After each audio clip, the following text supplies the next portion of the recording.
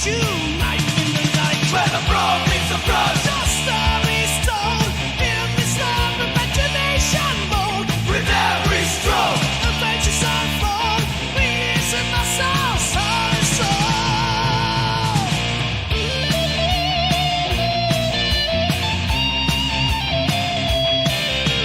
Guidance in hand and worlds to explore. Roll the future, hear the dice roll. Gaining realms of muscles drawn. Together in this place where we belong.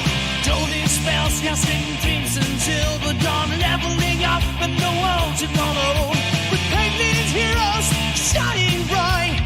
Venturing onward in the endless night. Where the brawn meets the brawn. The story's told in this love imagination mode. With every stroke, the adventures unfold. These are my soul and soul. Where the brawn meets the brawn. Just stories told in this love imagination mode. With every stroke, the fate to light for peace of my soul and soul.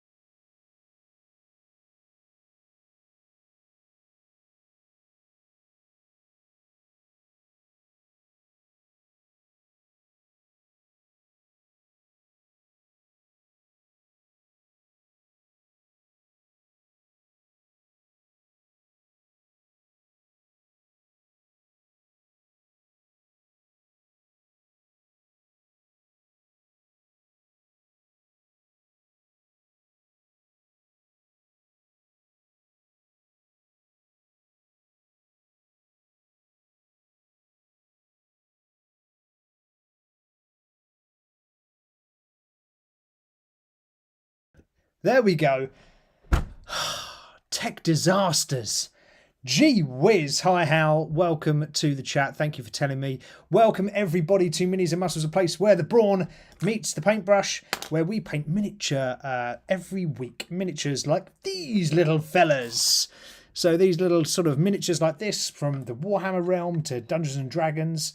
I actually bought a Gundam model the other day, so we're going to paint that soon. I'm glad you can hear me now, Hal. Oh. First of all, we had a camera problem. I don't know if you noticed that. We had a camera issue to start with, and the camera locked up, and when I switched cameras, it muted me. So, yeah, never mind. The world of technology, eh, and how it foils us every time. But yes, I hope you're well. We are here. It is Friday. We've reached the weekend. We can breathe a sigh of relief. Talking so much crap, your mic said no. Yeah, cheers, pal. Yeah, at least it's it's well. I'm always talking, aren't I? So I hope you're well anyway. I hope everyone's doing good. Let's get on the music. So fingers crossed you're all well and you've had a wonderful week. How has your week been? Stick it in the chat. Let me know how it's been. Have you done anything geeky this week? What's the geekiest thing you've done this week? Pal, be good to hear. What's your geekiest thing you've done? Probably not a lot, I'm going to guess. How? What about you? Are you continuing to build out your tabletop game, or are you continuing to build out your cosplay? What are you doing? You've bought a new Blood Bowl team. Holy moly. What is it you've bought? So let me know, how I'd love to hear. So for me, for this week, what has happened? Crikey. Well, no D&D this week. D&D for me has taken a break until the new year. So there'll be no D&D until January, which is unfortunate. But due to like Christmas and all that sort of stuff coming up, everyone's just all over the place. So trying to tie down a group for D&D is quite difficult in this time of the year. Apart from that, what else geeky's been going on? I did play Warhammer this week. Oh, you've got the Chaos guys, have you? Oh, okay, Hal. I think I've got a Chaos Beastman team somewhere for Blood Bowl. They're quite cool. So for me this week, geeky wise, what has it been? All Pokemon cards, that's one thing. So I've got some more Pokemon cards which will open later today, so that's cool. What else has been going on? I'm trying to think. I played Warhammer this week. Wasn't a good run out for the Space Marines. I just took a Space Marine list that I built. I was kind of in a rush leaving work, so I took a Space Marine list that I built to play against Tyranids, and then I faced off against Imperial Knights and got absolutely trounced. So I didn't even have any options really to do any proper damage. So it was a bit of a sucky time. But it's okay because you learn from every experience. And I've learned some tricks from that last game. So that is good. So that was Warhammer. What about gaming? I've played a little bit of World of Warcraft this week. I leveled up my druid to level 34. So that's cool. As you start to progress up the level, it does take a while to level up, I tell you. I've got to get to 60 as well. That's a long old way away. So yeah, I'm looking forward to getting to level 40 though, because at level 40 in World of Warcraft you get a mount, meaning that you can ride on a tiger or a horse or whatever, so you can get around the map quicker. How is in the chat? He said, have you seen there is coming a Warhammer 40k Total War? Yes! So I mentioned it last show, if you don't remember. I mentioned it last show, so that's cool. So yes, we got Warhammer Total War coming, so that's really cool. Cool game. I'm just trying to think if there's anything else geeky I've done this week. No is the answer to that. I don't think there is anything else geeky I've done this week. Been a pretty low geek week for me, which is disappointing always. Just trying to think of anything else. Well, if there's nothing else geeky from my recap of my week, which there isn't, apart from getting some more Pokemon cards, again, which we'll open in shortly. Yeah, that's about it for me. Let's do a recap, or sorry, not a recap, but let's do a rundown of this week's show. So if you're new to Minis-N-Muscles, the first time you're joining us, you will know that we have 3 parts of the show. So the first part is our sort of main theme. So during the main theme, we do our painting, and we will continue to paint our Triumph for St. Catherine model. So we're now on to all of the models that go around the edge. So all of these sisters here that go around the edge. So we will paint them and continue to build out this lovely not diagram. What's it called? Can't remember the word. But we'll continue to build out this lovely model nonetheless. And we will do that for our general chat. And our general chat this week, Elias is in the house. Hey, Elias. Good to have you back. So our general chat for this week is going to be the do's and don'ts of collecting, just a general collecting. So if you love collecting stuff as much as I do, all right, then this is the show for you today, because we're just going to talk about absolutely everything from collecting, from my experience of collecting stuff, and we'll just go through a load of points and talk about them and chat about them. So it could be about WWE wrestling belts for you, pal, or it could be about Pokemon cards, it could be about Warhammer, whatever it is. We're just going to talk about collecting and some do's and don'ts, really. That's the general vibe of today, so if you want to drop anything in the chat, we will talk about it. As always, we've got our muscle moment. During our muscle moment today, it's going to be about flex your pecs. All right, flex your pecs, how to build out a bigger chest. So we're going to talk about that. So that's our muscle moment. Normally sort of halfway through the show we spend 5 minutes to talk about fitness. That is the muscles of Minis-N-Muscles. And then lastly, our third segment of the show is the hobby horror. And this week's hobby horror is the dangers of buying online secondhand stuff. We shall delve into that a little bit later. Alrighty, so we're going to continue to work on the Triumph for St. Catherine. Let's just drop our camera across here so we can see where we are so far. So we've got the main lady herself, St. Catherine, dead and buried, bless her, in her special what's it called, sarcophagus. We've got one lady here painted, right, carrying some roses and scattering the roses across the floor, and she sort of stands there. So that's what we've got so far on the base. So we've got 5 more ladies to paint till this model is ready. And then we've also got some cherubs that need building and painting that go on the top, and they sort of fly around above the top. So We got a couple of different ladies that we need to paint. And the first lady I thought we should paint is this one right here. Let's zoom in on her so we can see. I still haven't got any decent lighting, so apologies, guys. This is the lady we're going to paint. All right, so this lady right here is, just so you know, is the Spirit of St. Catherine model. So we're going to paint out this lady and see how she looks. So she's the only lady in the entire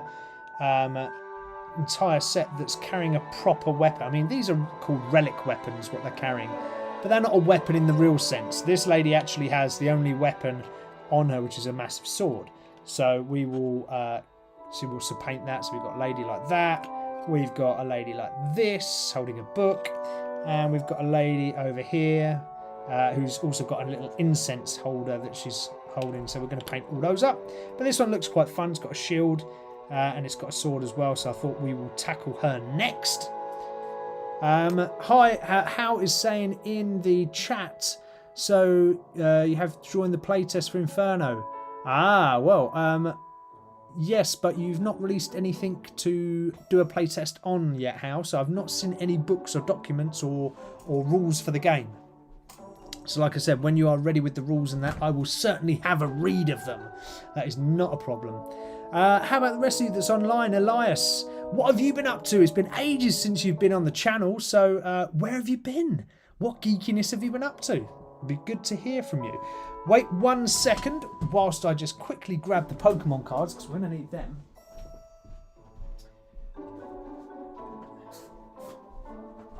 Because without those, we're not going to do much of a packet opening, are we? Without the Pokemon cards. Should we do a couple now? Maybe we should do a couple now just to open up the show, right? So let's just move our sister to one side for a second. So we've got some Phantasmal Flame packets. Let's open 2, shall we? Just 2 packets to start. Alright, let's see what we get. Elias has been playing Kill Team. Oh, nice. How did you find it, Elias? It's pretty cool, isn't it? And it's nice because you don't need a lot of models. You can start with just a squad, which is really good. Alright, so let's see what we got. Gloom, Charmander, Sableye, Duralon, Honchkrow, Archelodon, Wondrous Patch, Jumbo Ice Cream, Hollow. Ooh, look at that. That's a nice special art. Ooh. Flygon. And they've got a reverse hollow as well for Suicune. Nice. That's pretty cool. Let's just put them to the side. One more packet just to tease us. I'm going to work on it when the steam is over. Yes, How? Yes, definitely work on it when you are good and ready. Don't bust yourself up. Don't wreck yourself. So we've got Pormo, we've got Jigglypuff, Gloom, Charmander again. Oh, man. Crocodile, Meloetta, Jumbo Ice Cream, get the standard card. Pormo. Oh, Pormox is the evolution of Pormo. Gramble. Oh, and Mega Dancy EX. Oh, yeah. So we've got some nice little pulls there. Nothing spectacular, but 2 nice cards in there. Could have had nothing, so that's good. We'll stick them to one side. Oh, very awesome. We'll do some more Pokemon cards later. However, we've got this lady to paint. It was fun, but you lost. Hey, that's part of it. I played Warhammer in the week this week, and I lost too, so don't panic. Losing is just part of the process. Do not worry at all. You always learn so much from... I know it sounds like a bit cliche, but whenever you play, you learn so much from losing. So there's so many tactics that you can pick up on. So never put down a bit of loss. Loss is good. Right, so I hope you've got your wet palettes ready. I hope they're nice and clean. I hope you've got some nice clean water. I'm just adding some silver into my wet palette right now. Because I'm just sort of looking at this model and just seeing what's on it in terms of detail. And as first of all, I want to do the sword because the sword is cool, right? So it's going to have to be the first thing that I paint. Just because it's cool. So if you're first time joining us, what we do is we paint miniatures like these. Oh, sorry, off camera. We paint miniatures like these Warhammer miniatures, and we chat a load of geeky topics whilst we're painting them. And this week, our geeky topic is just about collecting as a whole. So it could be absolutely anything. It could be comic books, it could be WWE wrestling belts, it could be Warhammer, it could be Pokemon cards, whatever. If you collect it, let's talk about it, right? So I just want to sort of go through a few do's and don'ts, really, of collecting and what I've experienced so far in my 40 plus years on this planet, in the worlds and realms of collecting. So I thought I'd just chat around them. So do you guys collect anything is my first question to you. What is it you guys collect, and why do you collect it? So there you go. There's my question to you guys. What do you collect and why? So drop it in the chat if you like collecting anything, and tell me why you like collecting it. Because I want to know. I'm a nosy guy. Oh, Jesus. And I'm throwing... Shouldn't say Jesus, but throwing this all over the place. There's not much silver on this model, to be fair. So the edge of the shield has got a bit of silver on it. My paint doesn't seem to be going too far, so I don't think I've got it mixed well enough.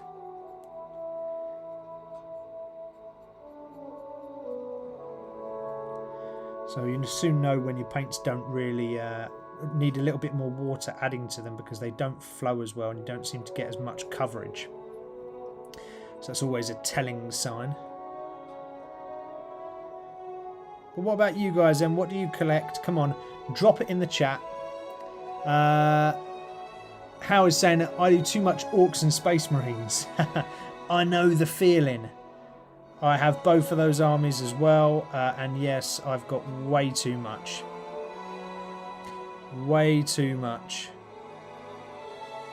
Is anyone out there collect something really obscure? Like, I don't know, like... Not that stamps are obscure, but we don't often talk about stamps on this channel, I guess. Does anyone collect anything really different to what we talk about on this channel?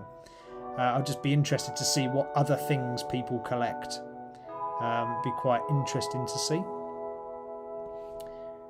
Excuse my poor form in painting this evening and not following the lines. I've gone right over. Look, I haven't even thought about what I'm doing, and I've just gone right over the lines earlier, so I've really messed it up, but we can fix it, so don't worry. And we shall fix it, just like Bob the Builder does. Steve the Painter will fix it.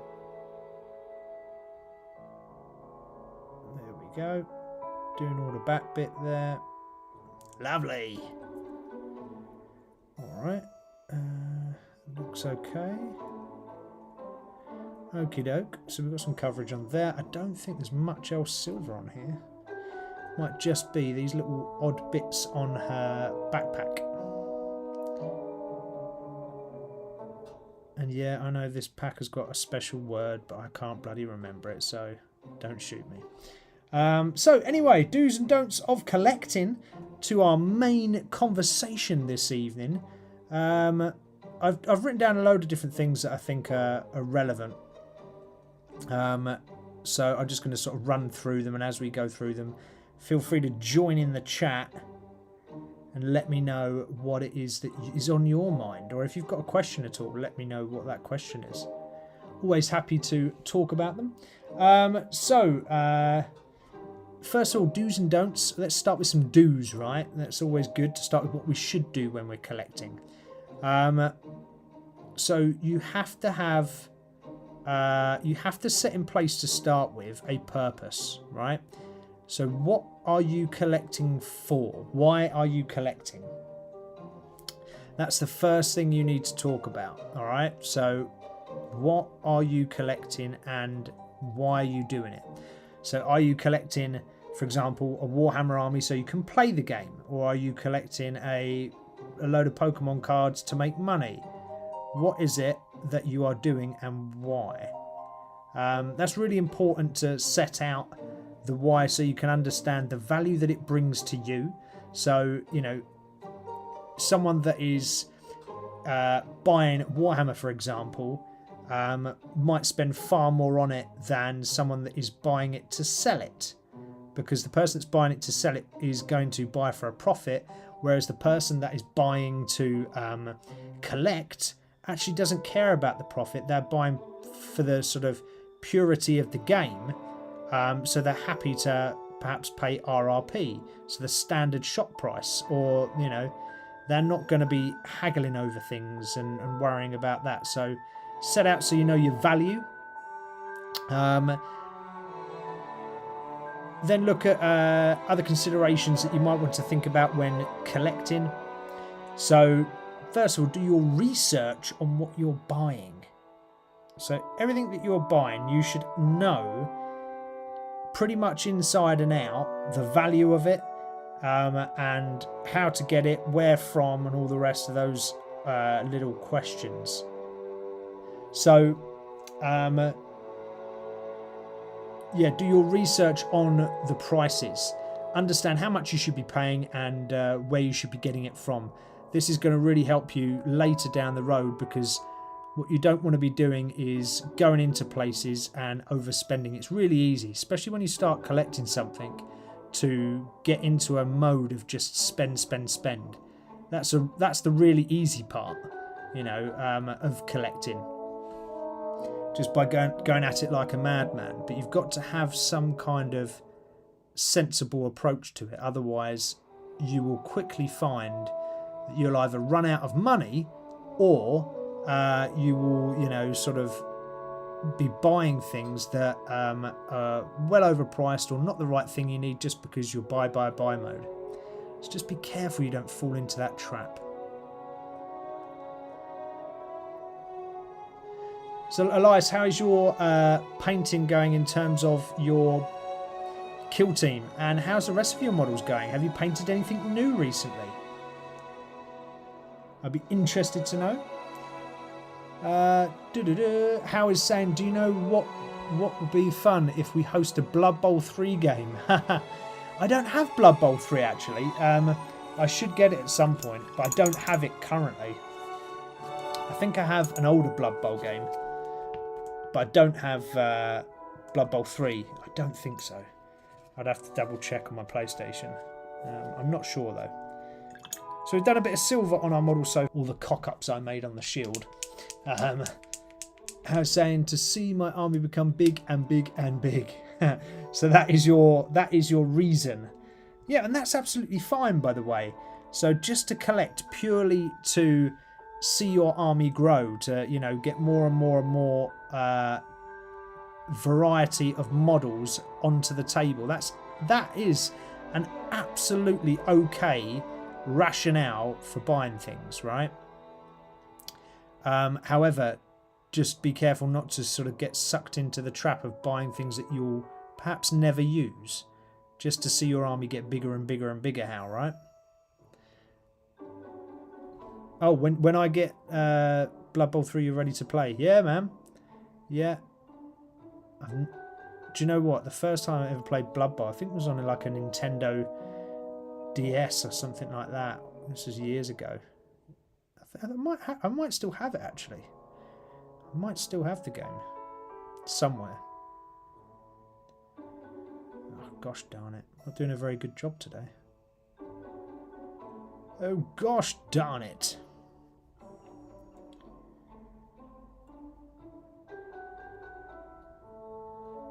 Right.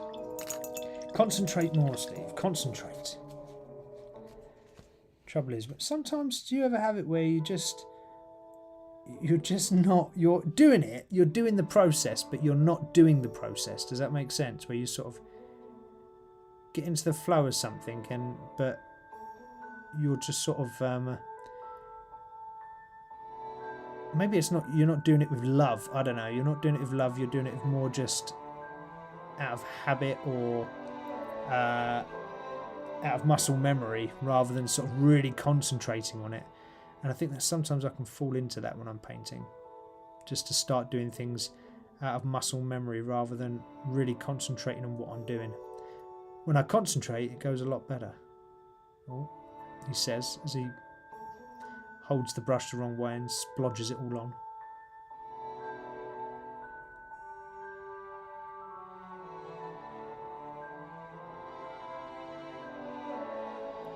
Oh, giddy gosh. Stuffed that right up. Right, we'll have to redo that in a minute. We'll have to redo that edge. Just to paint. Ah, okay, so that's what you do, okay. So what about the do's for collecting? Storage of items. Now this is really important as part of being a real collector. If you're going to store anything to keep it for long-term gain or whatever, it has to be stored correctly. You know, you can't buy a comic book and then just throw it on the shelf and expect it to be fine. You know, whatever you're collecting, you need to ensure that you've got the right storage systems. For example, for your Warhammer or your Dungeons and Dragons models, get yourself a proper storage system, a box storage system, and make sure that your models are neatly tucked away in there and magnetized to the base and all the rest of it, so they're keeping in good condition. Like, the last thing you want is to spend all this time on your collection for it to become trashed, because you're going to put hard-earned money into these collections, right? So make sure that, you know, you protect things from sunlight.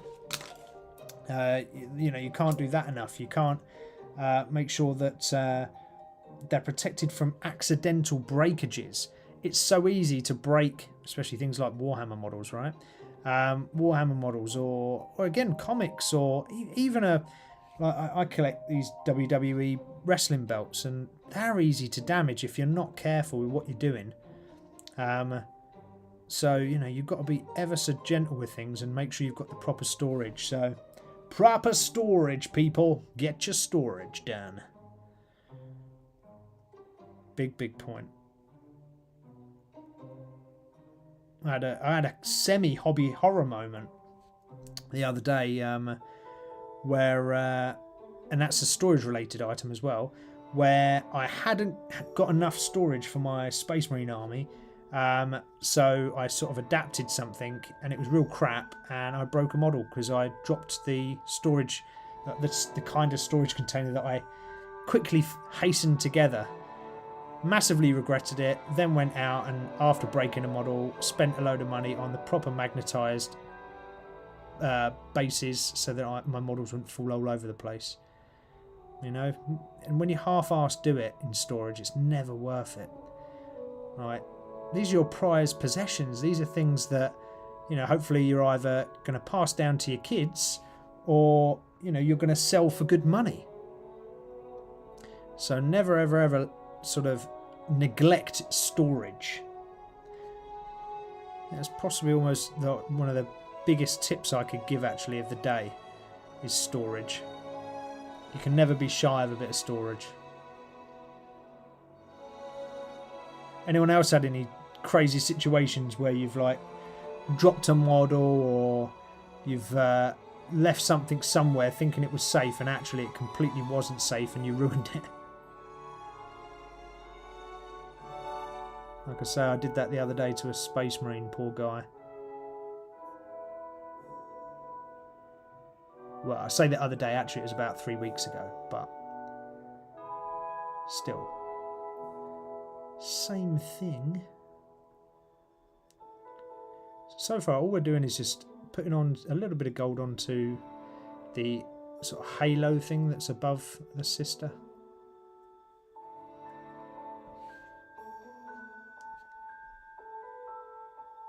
Just remember, when you're doing your paints, keep it thin, baby, keep it thin. Don't splodge your paints on there, go light on the paintwork. And the paintwork will go light on you. I wonder if we can get away with using this brush for this bit of detail. There's a little bit of detail on this backpack here that I'm going to use. Just the edge of the brush, just to get it in gold.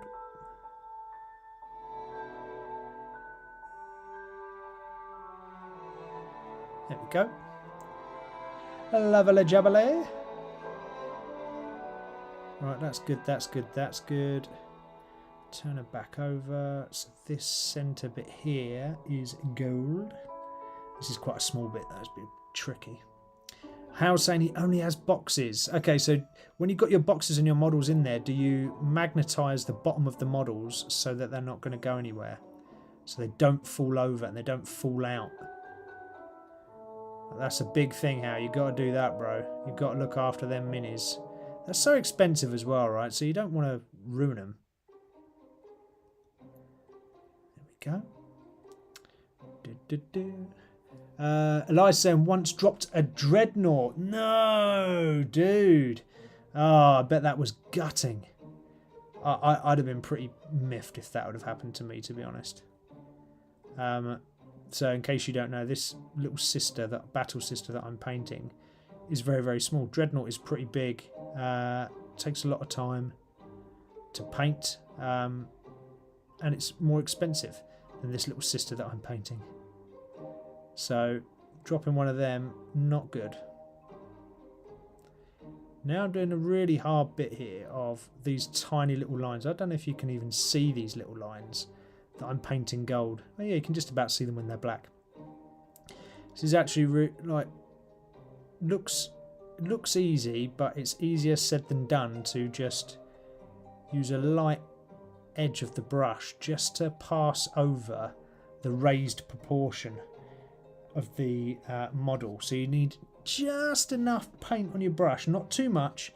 Like it's a bit of a fine balance of just enough paint on your brush, so that you can just run it across the top and it just picks up on those raised edges.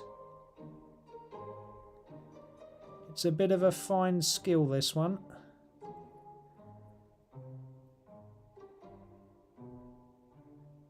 It's quite hard to perfect, so don't give yourself a hard time if you struggle doing bits like this. Of course, yes. Oh look, too much pressure, going too quick. Things like geek glasses, so magnification glasses help big time with this. I could put mine on, I'm just being lazy by not putting them on.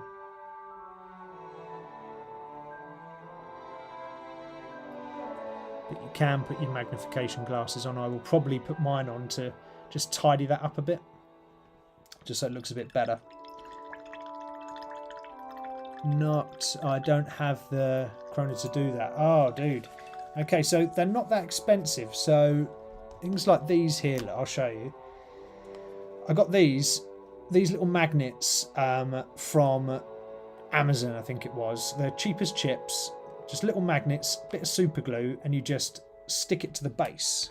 So let's use this base here that I've got. Can you see here how they're just super glued in? This is a massive base, right? So I've got a few on here to hold it in place.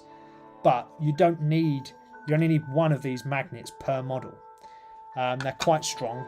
And then you just need a magnetic sheet, which again is pretty cheap, to then place on the bottom of the box, and you glue it down so that whenever you put your model on there, it automatically sticks to the box, so he doesn't go anywhere. So you can walk around and you can carry your models and you're not going to bust them up. Nothing worse than breaking a model, right? I am going to adopt the geek glasses right now though. So it's not too much money, Hal. It's not like stupidly expensive, so don't panic about that. It's really not that bad.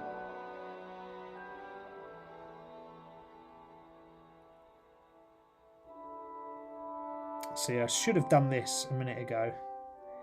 I could have made such a better job of this.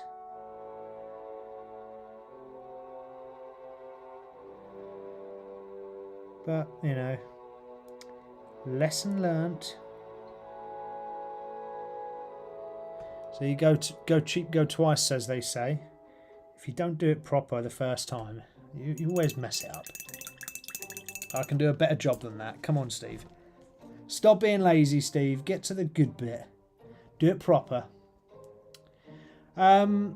So what about other things like when you're thinking about the do's and don'ts of collecting as a whole, collect what you like is a good tip. If you're not into comic books or you're not into Warhammer, don't collect it. I know that sounds really silly, but some people will buy things, especially people that buy things for investment purposes. They will buy things that they're not necessarily into, which then means that they don't have like the passion for it. They often lack understanding. Oh God, I'm doing really bad here. They often lack understanding on the topic, which then puts them at a bit of a crappy position when it comes to negotiating a bargain, or just knowing what to look for. So try to only go to collect what you enjoy. It makes it more fun. It makes the whole collecting process way more fun, and means that you have less of a chance of being caught out, or you end up sort of overpaying for things, etc., etc.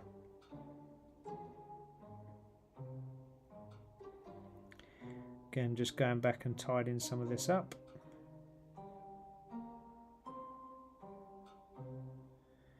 Where I made a mess. You can see where you have too much paint on as well. It's even crazier when you're using these zoomed in glasses, because you can see so much more. And you actually need even less paint on your brush. It's silly. I mean, they're good, but I mean, it's silly how little paint you need, if that makes sense.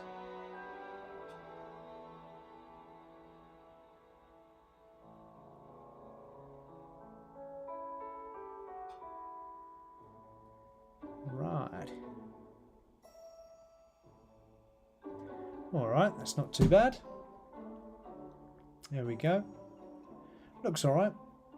May I ask, what Blood Bowl team do I like? I really want a Dwarf Blood Bowl team. I don't have one, but I'd love a Dwarf Blood Bowl team. I just like the models.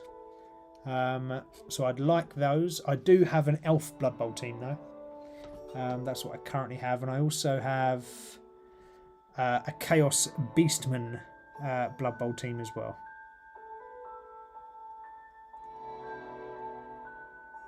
But the Chaos Beastman... Oh, I've got a human team as well.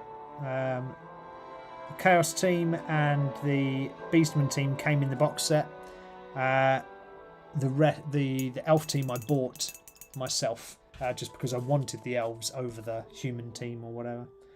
Years ago, in a different edition of Blood Bowl, I owned a human team and they were really cool. But they've changed the models and how they look, and I don't like how the new human Blood Bowl team looks, so I do not want to collect them.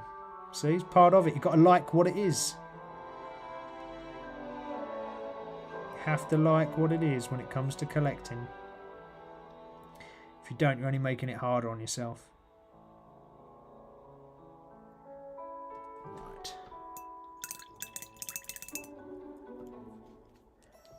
All these little details take forever to paint.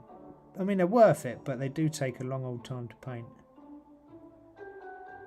So hopefully this is not too much of a boring process for you guys to watch, he says.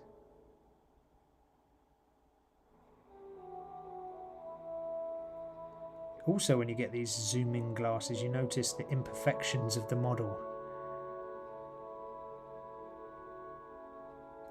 So it's quite good for that.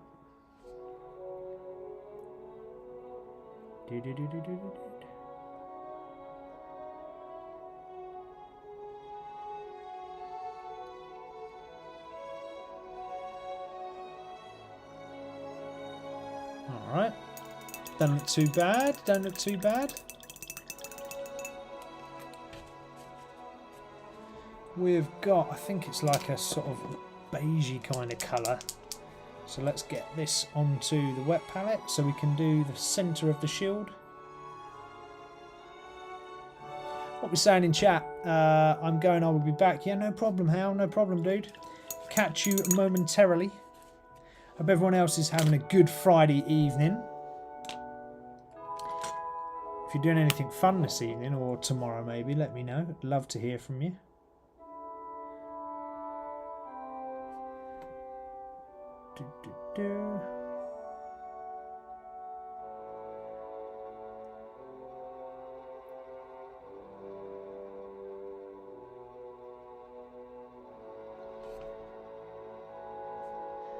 So what else do we need to think about as well when collecting?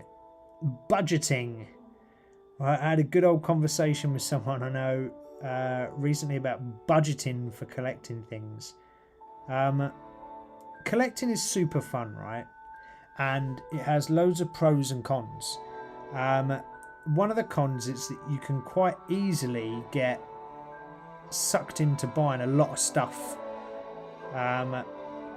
Because ultimately, you know, people quite often enjoy things. It's nice to have nice things, right? It's not important that you have them, but it's always nice to have something new or rare or important or whatever. So it's quite easy to get sucked into the buying cycle of collecting. Now, what you have to do if you're serious about being a collector is you have to budget. You have to budget for whatever you're collecting. Now, you know, not teaching you all to suck eggs, but think about what commitments and bills do you have. Then sort of make sure that you've got allocated funds towards those, and then have a small proportion of your slush fund for your collection, for whatever that is. And do not broach the collection.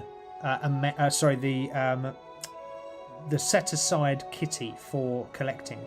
So if you've set aside £50 a month for collecting, well, don't go breaking that. You need to then save.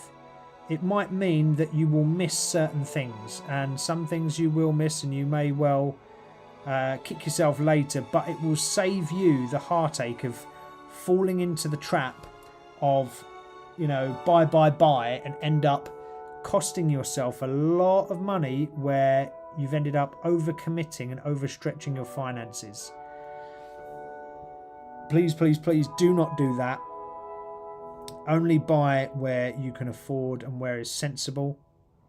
So make sure that, you know, you are setting yourself limits, you are putting a budget on, and you are sticking to that budget. Even if that means you need like an accountability partner, so someone that you can talk to about your collection, so you can talk to them freely and you can say, hey, what should I do with this, or what's your thoughts on that, or XYZ, just so that there is a bit of a sounding board for you, so you can, you know, make a bit more of a measured investment, because it's very easy to get excited and go off the deep end with collecting and find yourself either, you know, in a bit of a financial pickle, or in a position where you wouldn't necessarily want to put yourself if you were thinking about it with your head on rather than you know, what your heart wants. So just be careful with that one. But budgeting is a biggie. You should always, always, always budget.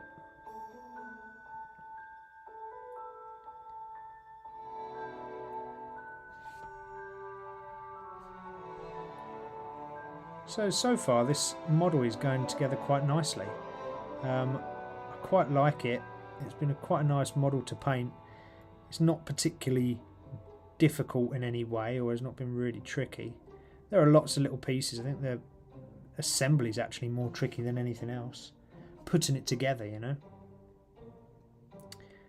It's been quite a nice model, and I'm looking for... Diorama was the word I was looking for, and I couldn't bloody remember it. Now it's just come to my head. But I'm looking forward to finishing this diorama, so that I can see it all set up on the battlefield. It's going to look absolutely awesome. And there are some army... Oh God, sorry, out of frame. there are some army rules that you can use for this model, so I'm super looking forward to that. That's going to be so cool. It's going to be super cool. All right. Who else we got online tonight then? Who's in there? I can see you all in the chat. Who's there? Who's sitting there lurking? Don't be shy. Show us your pie. Not literally. I had a pie tonight actually for dinner. But say hello. Don't be scared to say hello in the conversational chat. Make sure you do. I don't bite. I'm a very friendly individual, you know. Let's use this white. I'm not using the wet palette for this one because for this white purely because last week I mixed the remnants of the white up that I had. So I actually think it's already, or it should be, at the right consistency. Yeah, I think it should be. Let's give it a whirl. There we go. Yeah, so I would say that's a pretty good consistency.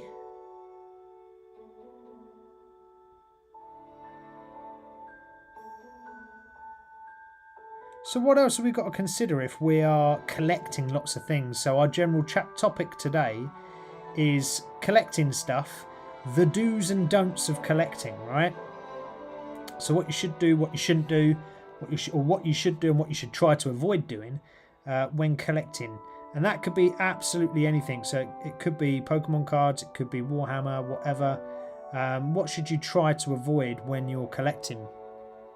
And there are some sort of do's and don'ts in general. We've covered a few so far, like budgeting, storing your items properly, doing the research on buying prices before you buy them. Have a purpose for your collection. Don't just collect for the sake of collecting. Always know your purpose, so you understand fully what you need to achieve and how you need to go about doing it. So there are other things as well that you can do, and some of those things like do you need to learn sort of restoration skills? So if you're, and let's use miniatures because we're painting miniatures, right? If you're buying miniatures to then sell them on, do you need some painting skills? Do you need to know how to paint to a semi-decent standard to be able to then sell the items on and get rid of them, right? Quite possibly.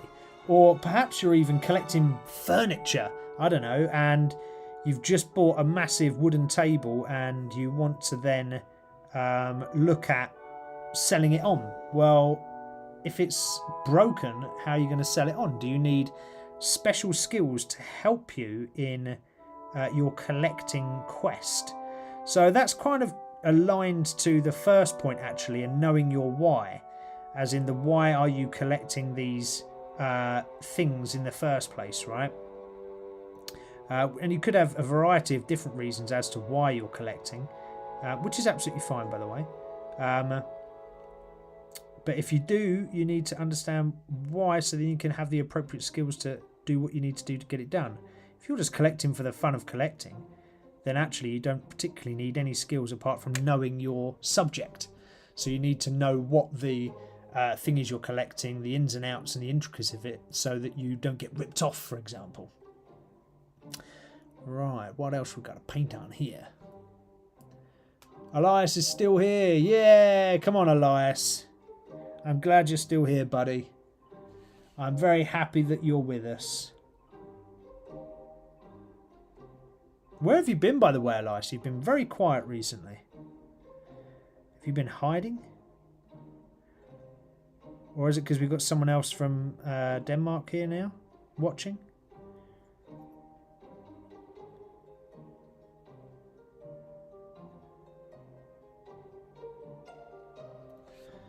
There we go.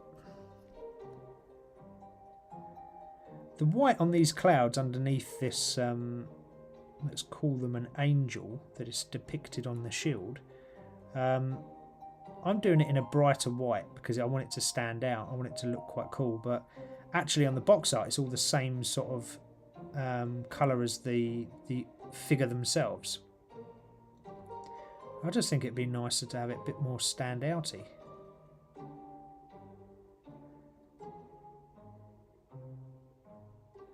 There we go. Like that, see? Just looks a bit better. No, just some family stuff. Oh, okay, cool. No dramas, man. No dramas. Well, as long as you're okay, Elias, that's the main thing. As long as you're doing okay and all is well in your world. That's the most important thing. Very closely followed by doing geek stuff. And you've already told me you've been playing Kill Team, so hey, it looks like you're getting the geek stuff in, which is good.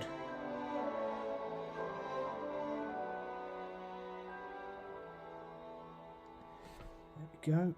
I'm just tidying up the little edge of the, or the base, sorry, of the angel figure, let's call them.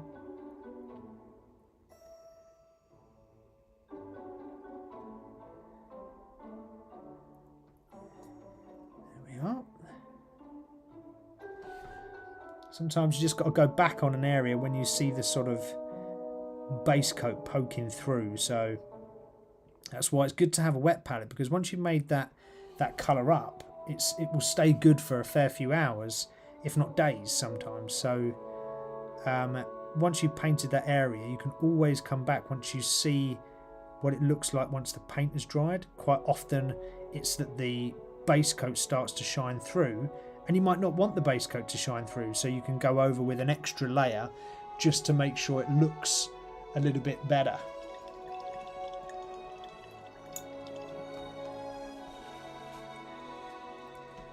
So I'm going to try some silver on the middle of this shield. Oh, it's a bit wet still actually, so we'll wait on the silver. Hold up! Let's get a different colour out so we can do this little rosette that's on the right hand side here. It's not a rosette, but someone will remind me in a minute. Probably Adrian, if he's online, will remind me what they're called. These things here that I'm painting. Oh gosh. Sometimes having a memory that is terrible is okay, but other days it's so darn frustrating. You forget stuff daily basis.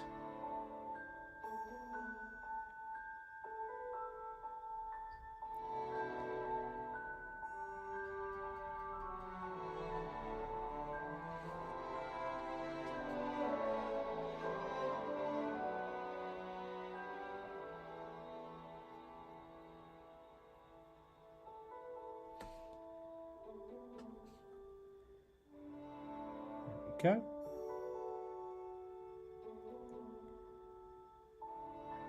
So when are you guys collecting? When you're collecting, sorry. What is it right now that you go to look for? Is it best price? Is it quality of item? Like, is there something that really will bring your collecting side out if you are going to find something? So I don't know, you're collecting, you know, limited edition Warhammer models. What is it you're looking for in those Warhammer models, or is there something that you particularly go for?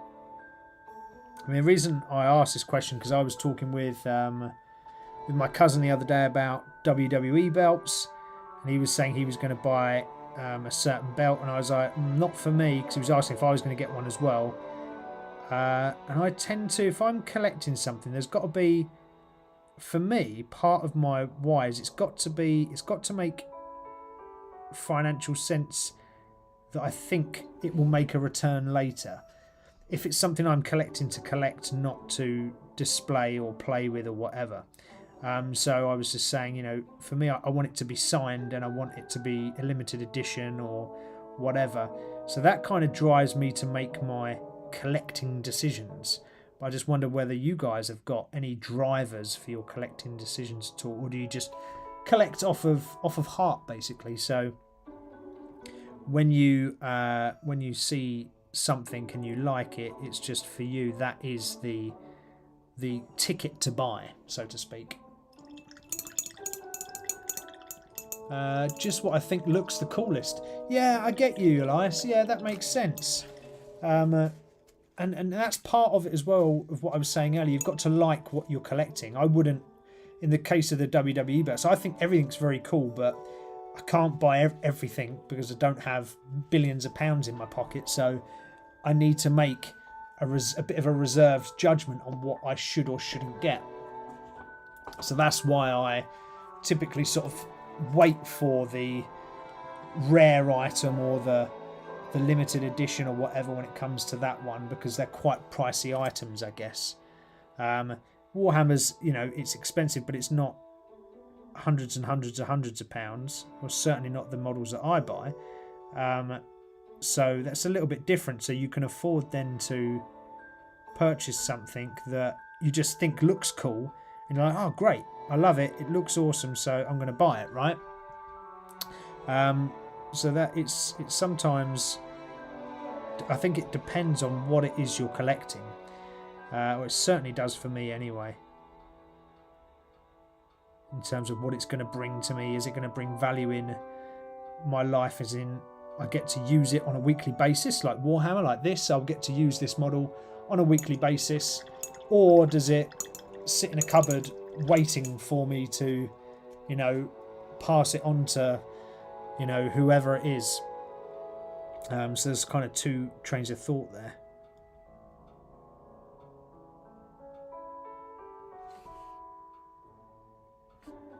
Just noticed a little bit here that I've missed.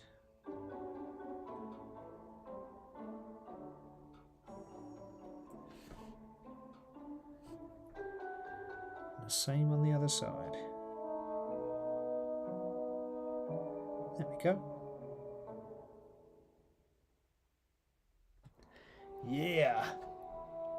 So, do you, when you're collecting, keep track of your collections? There's a question. So, do you actively keep a record of the things that you are collecting? That's my question to you.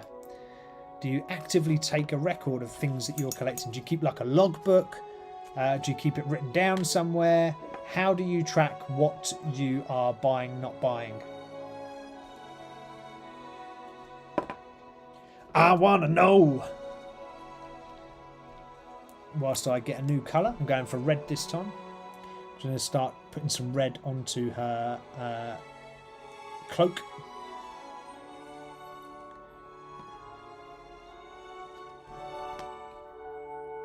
She's got a red cloak down the front here, so we're going to apply some red.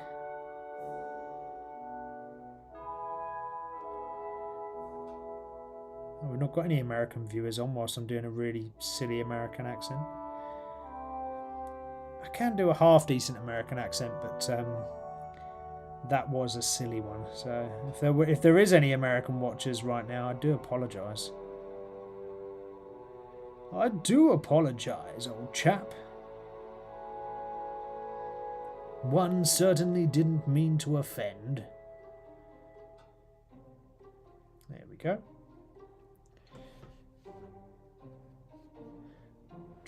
Yeah, so you should. It depends, I guess. When I'm talking about, do you keep track of your collections? Now, it depends how serious you are. If you're getting into, I don't know, Pokemon cards, and you're looking to buy to sell, for example, you might want to start making an Excel spreadsheet, you know, so you know absolutely every single card that you have, where it is, the condition of the card, you know, the value as of the date you got it or whatever. There's loads of things that you might want to start to find out about it. So if you're collecting to sell in that kind of capacity, it could be a really good thing to... Oh, bugger. It could be a really good thing to do, is to get a little spreadsheet going of some sort. But again, if you're just collecting for the fun, there's not really a need for a spreadsheet or of tracking your stock.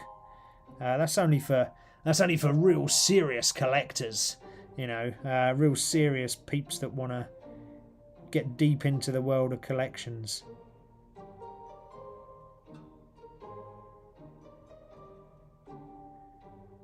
And the majority of people don't really, you know, have the capacity, and I certainly don't, to have hundreds of items, you know, that I forget what I've got. So I'm not privileged enough to be able to do that. It'd be nice if I was, but I'm certainly not. Certainly not. Back of her coat is red.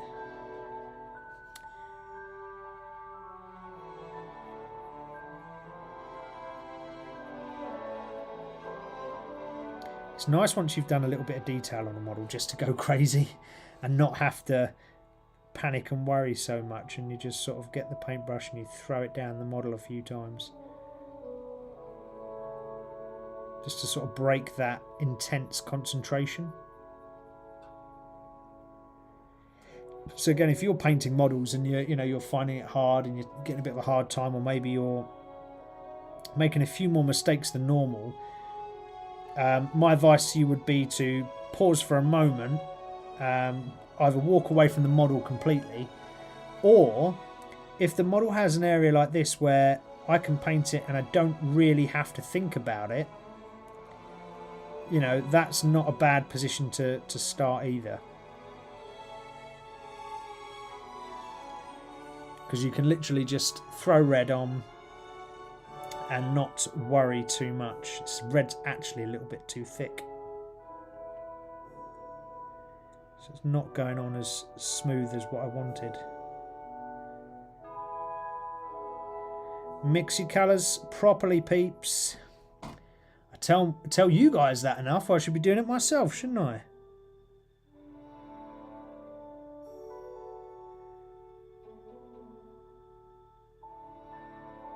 When the colour flows, you will know. Because it just goes on so much nicer.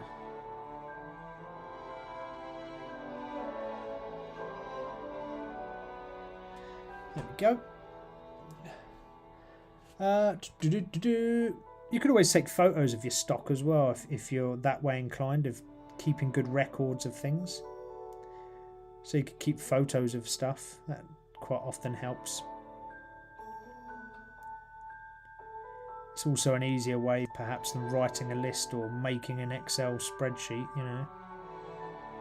Not everyone's versed in the world of computers. What about communities? Joining communities if you're a collector. Who does that? Who sort of joins, I don't know, a Facebook group or a messaging board or something to do with the hobby that they're collecting? Does anyone do that here? I've done it in the past, but I'm not a big social media person. I don't really like, despite having a channel on YouTube, I don't really enjoy social media. I don't really enjoy it that much. So I try, where I can, not to partake in any social media. I just don't find it fun. But there are some really good things on social media. There are some really good collaboration groups and places that you can go on social media to find the same like-minded individuals, so that you can either share ideas or perhaps trade, or talk about your favorite items, and you might get sort of heads up on the next release of something. Or so they are good.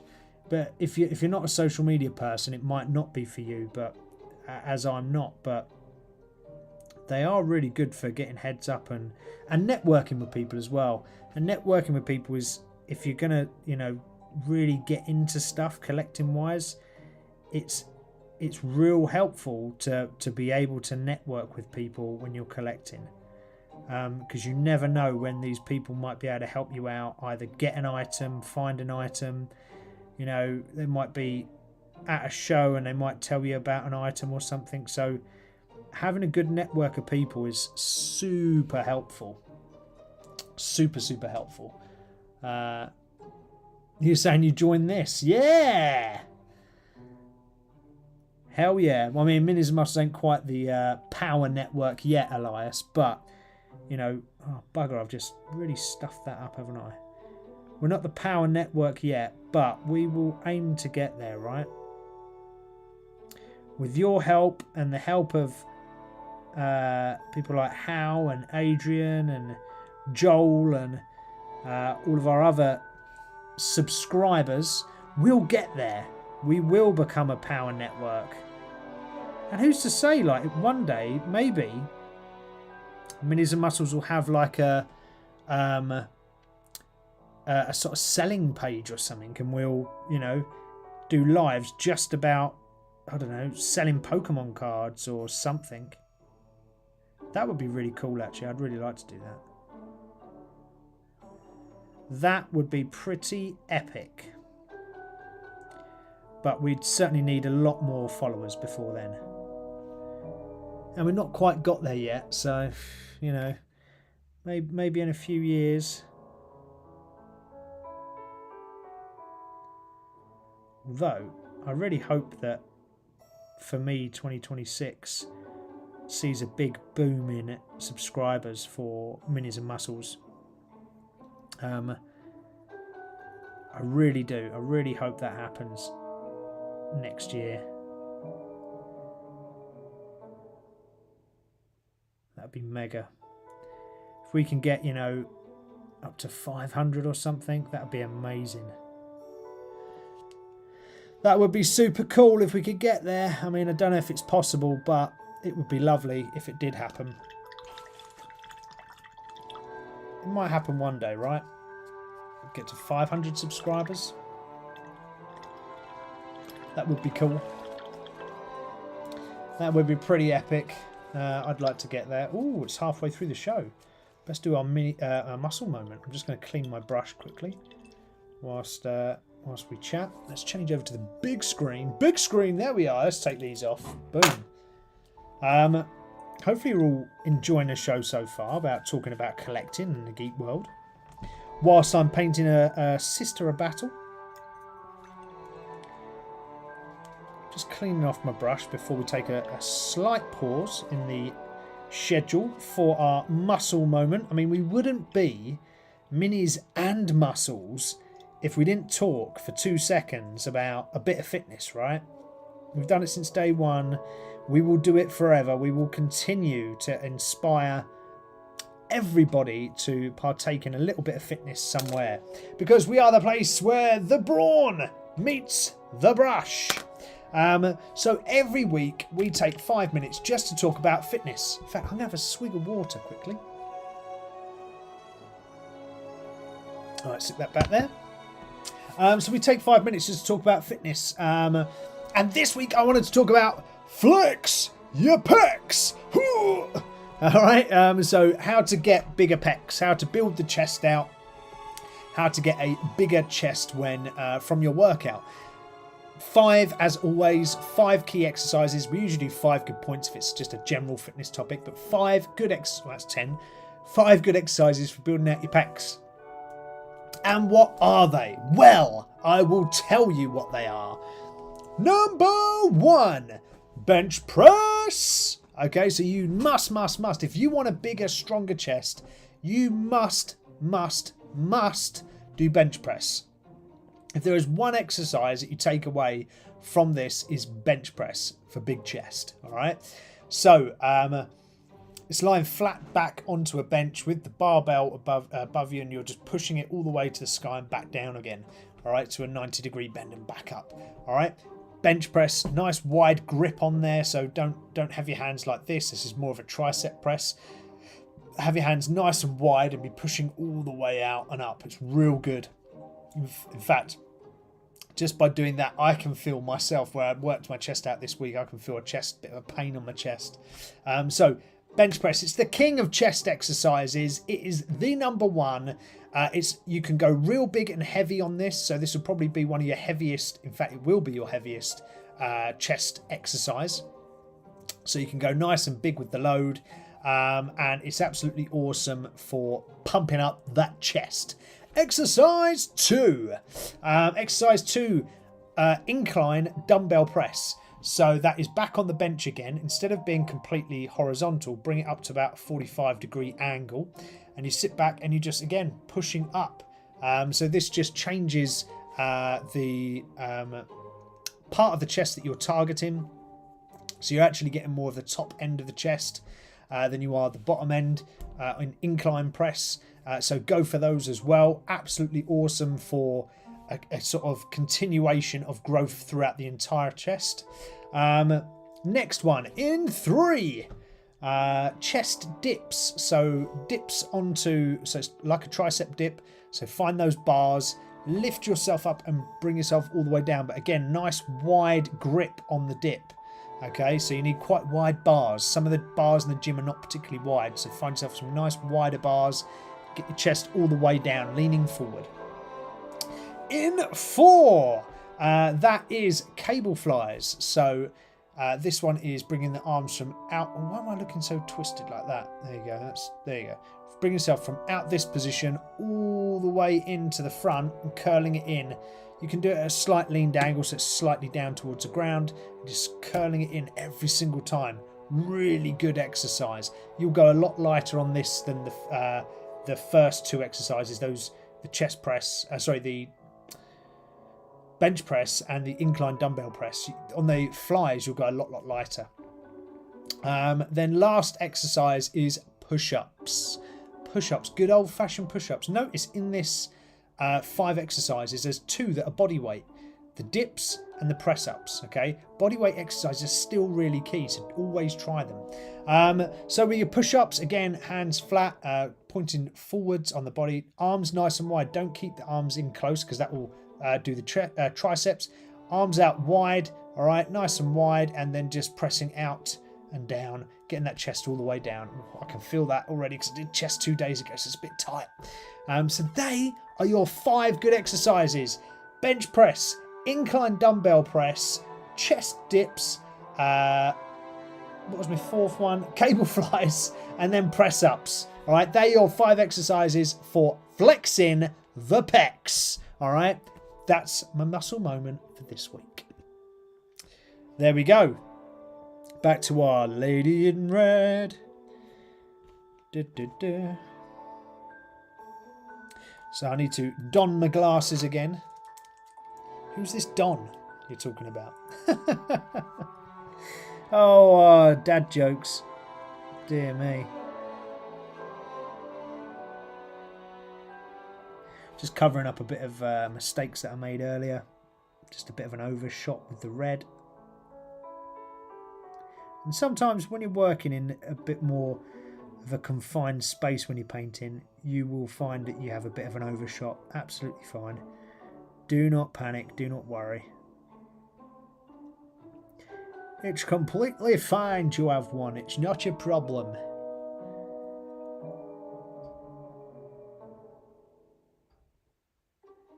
Or when you're not concentrating like I was here. And you just whack a load of red in a place that it really shouldn't be. Always fun. So then you go back and correct it all.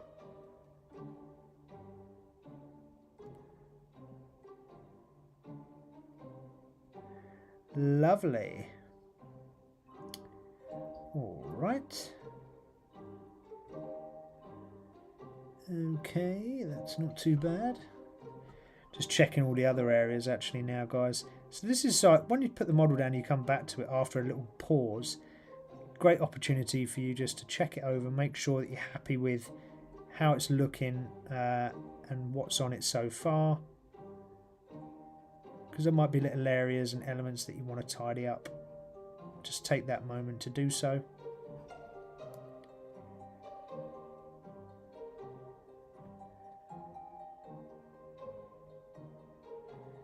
There we are. I think that is probably us. Oh, I noticed a little bit there. Just need to figure around this side. There we go. Lovely.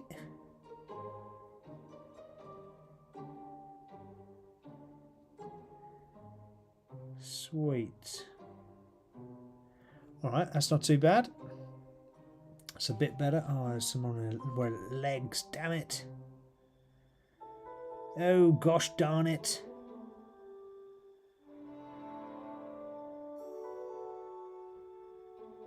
So if you're a bit overzealous with the paint, you'll end up doing this far too often. I do it far too often because I get just too excited. Get carried away, too excited. Paint goes everywhere.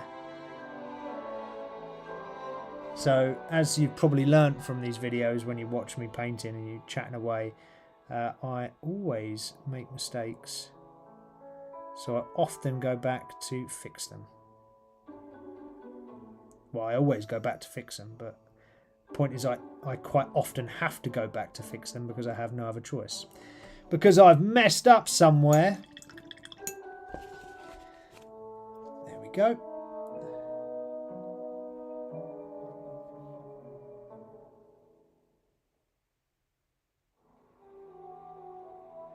So we're just going to have to put a bit of a second coat on the red. Just in some places where it hasn't taken too well.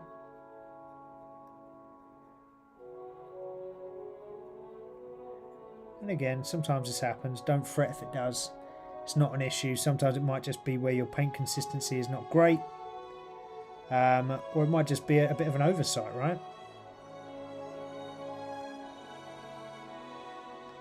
So these little bobbles on here, that I need to paint all of those, which are a bit of a pain in the bum. I'm just going to bring this way, just because I feel like I want to paint there. That's better. I just felt like I was really leaning forward onto the table then, which is a bit of an uncomfortable position.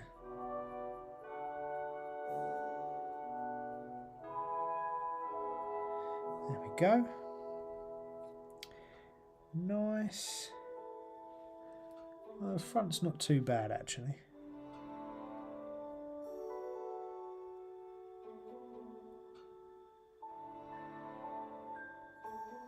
There we go. So we've just done this. We're in the second half of the show now. In the first half we covered some sort of do's of collecting. Well, what about don'ts of collecting? What shouldn't you do when collecting? So, you know, what should you not do when you're collecting things? Well, I thought I'd go through a few common errors that people often do when collecting. So we'll cover those shortly. Just clean my paintbrush. There we go. Lick it as always to make sure the point's nice. And then pick our model back up to see where we need to go to. Well, we've got the inside of her cloak to do, and I always do my sister's inside the cloak a different red. I actually go for corn red because it's sort of darker red, so it looks quite nice in contrast to the bright red of Mephiston red. So using this is quite a nice alternative colour.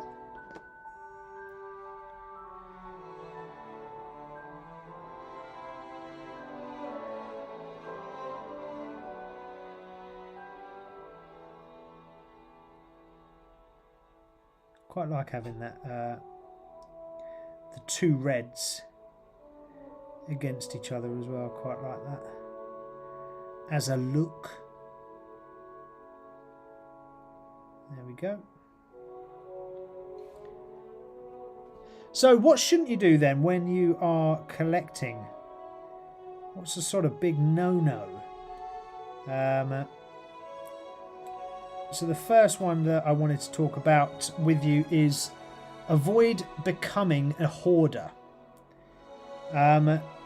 So when people get into collecting things, quite often they'll end up collecting for the sake of collecting almost, and they start to hoard stuff. Now, and even actually those that don't just collect for the sake of collecting, but they become a hoarder because they don't want to let it go when they need to let it go. Now, part of being a collector is at some point you are going to sell your items.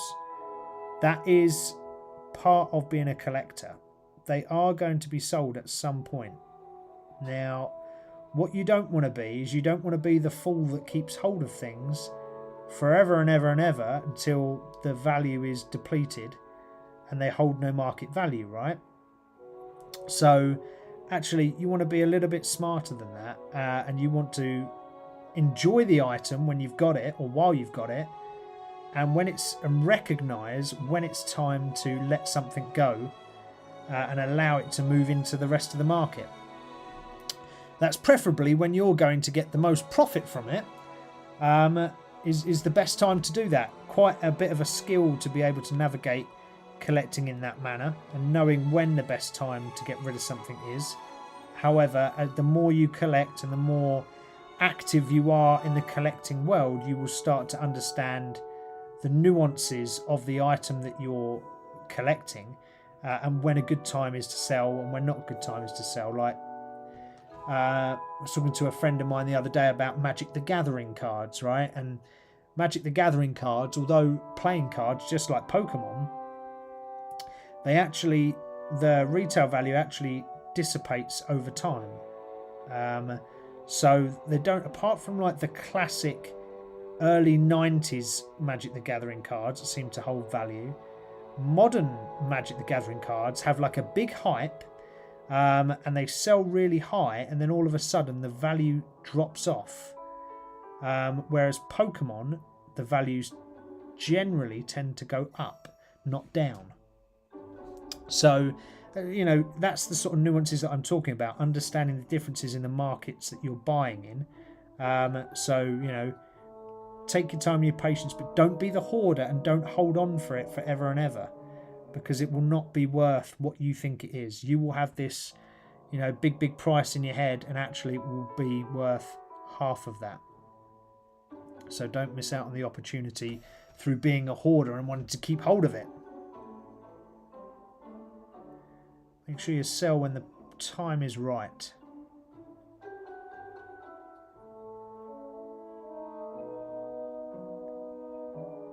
There we go, just filling in those little bits. Right, what we got here? Oh, I've got the edge to do. Dang it. Little edge, so I can't even see that edge now. Oh, bugger. So I know I've just got some paint on here, look, on the back of there, on that white bit. So I have to do that in a sec. This is a really difficult edge to see. There we go. Alright, that's pretty much done. Right, I need a different brush. It's too big, that one. I'm going too big. Sometimes you've got to back off and use a smaller brush, otherwise you end up really screwing yourself over and painting half the model, which I've done several times before. So let's just downgrade the brush, go back in and see if we can get that last little bit. Yep, we got it, but we also got a bit that we didn't want to get, so we'll have to cover that with black. Not a problem.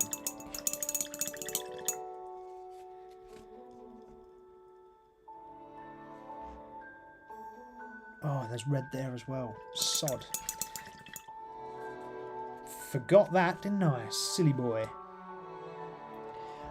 So, avoid becoming a hoarder, we covered that. Don't be blindfolded or blindsided or misguided or whatever you want to call it with the fear of missing out. The fear of missing out is real, people. The more and more you collect, the more you will have that fear of missing out. A classic example, I'll use the WWE wrestling belts as the example here. For those of you who like wrestling will know that John Cena is about to retire. His actual last match is this weekend. And I really like Cena.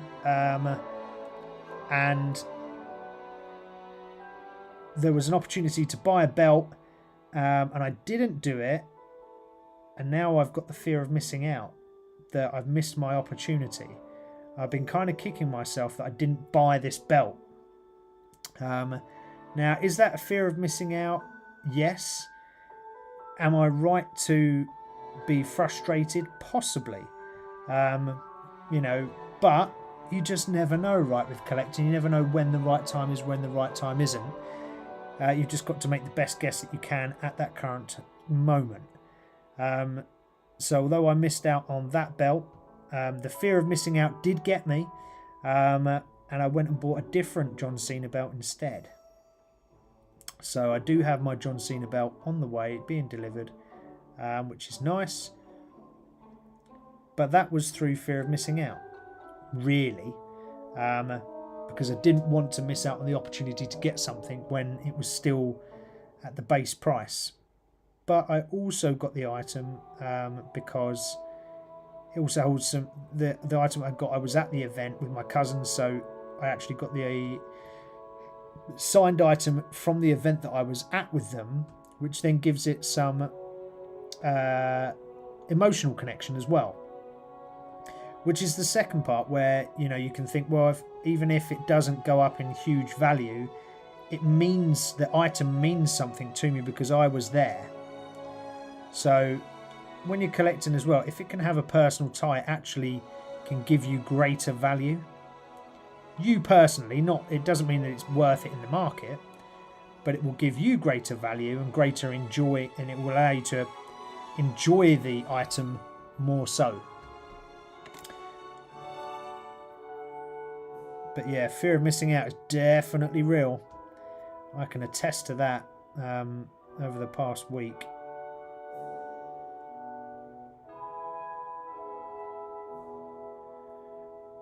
Right, looks like I've got all the red bits done. I think I've got all the red bits done. I mean, she's looking pretty cool so far. Hal's back. Hello, Hal. And remember as well, limited edition doesn't always mean valuable. You know, quite often companies are really cheeky and they put limited edition on things and they're not even limited. You know, they're not even numbered, for God's sake. They call them limited edition and they don't even have a number, a serial number to say, oh, well, it's only of so many numbers of this are even available. So be careful when you're out there, because there's some mischievous companies that really do try to get you to buy something to make you to think that it's limited, and you know you've got that fear of missing out because it's limited, and then actually turns out that it's not limited at all and there's bloody loads of them and yours ain't worth a penny. So just be careful in what you're buying. Try to avoid the fear of missing out if you can. But it's real, people, it's real. And it's very hard not to have the fear.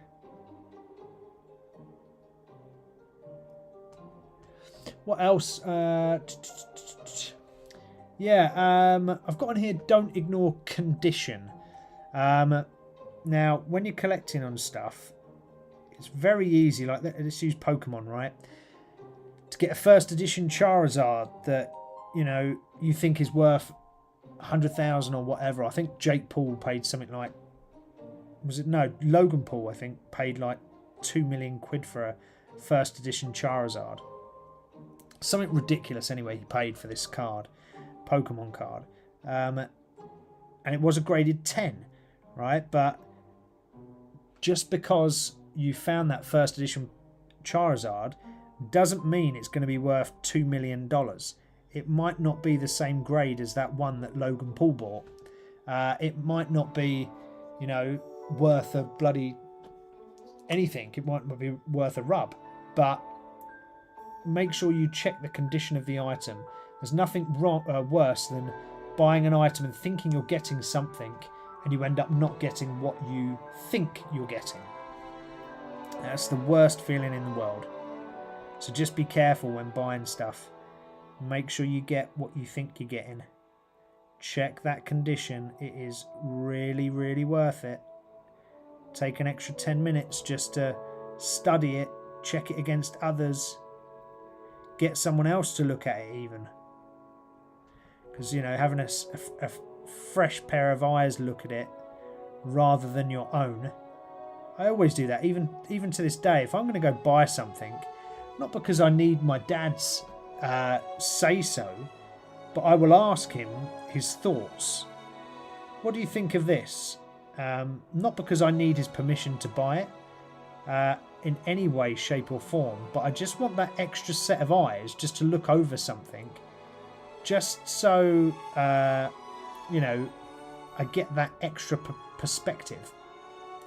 So if you've got a family member, or if you've got a best buddy or something that's well into the same things as you, ask them what they think. Say, hey, what do you think of this? Like, me and my cousins do it all the time for stuff, and we say, oh, what do you think of this this item? What do you think of that? And we sort of quiz each other on what the other one would do.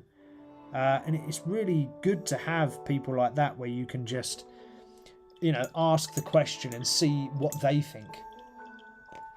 Howard's in the chat. He's saying, have you heard my new song Lust for Blood? Oh, I don't think I have actually, How? Have I missed that in the chat? Did you drop it in the chat on Discord? If I have missed it, I apologise. That was not my intent to miss it. I will check it out later tonight.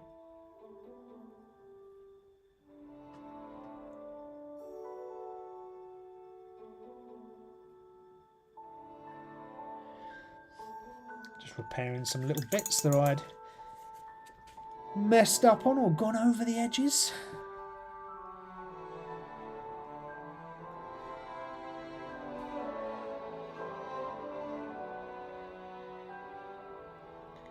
Sometimes when you're trying to repair colours as well, you may need, you'll notice here I've got quite a bit of a blob of paint on the end of my brush, because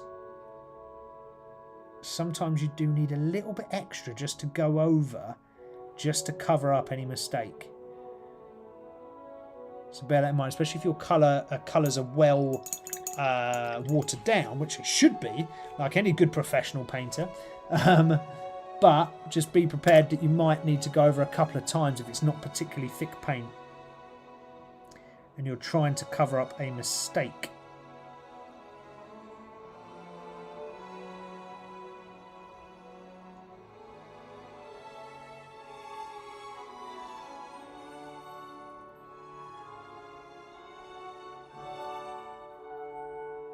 Just notice the edge of this gold halo at the back of her. I didn't paint very well.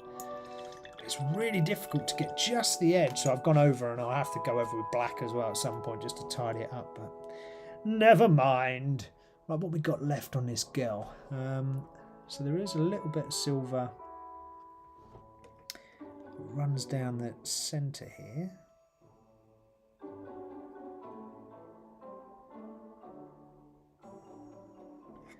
There we go. Nice. And she does have some sort of little bits on her front as well. They're going to be a little bit difficult to paint, but if we're careful, we should be able to get them done. We might need a teeny tiny brush, not just this small brush, but a teeny tiny brush to get these done. There are some little tiny bits on models where, you know, you're going to need your variety of brushes. So, you know, if you look at the 3 brushes I've used this evening, 1, 2, and I'm about to use this one. So there's your third, right? Various different sizes. You rarely need to use one this small. I think it's very rare you need to use them, really. But they will come up on certain things. So do just keep it on standby.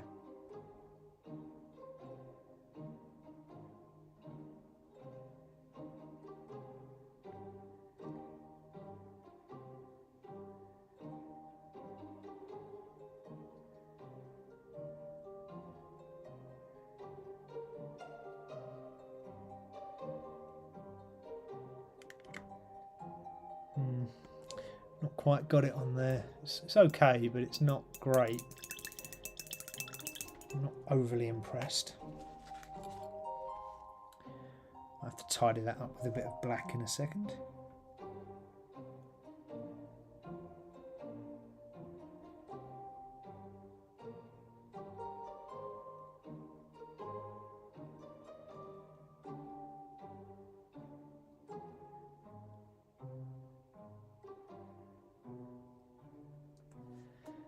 Go. Nice. Then there's these godforsaken tiny little studs all across her armour and her cloaks.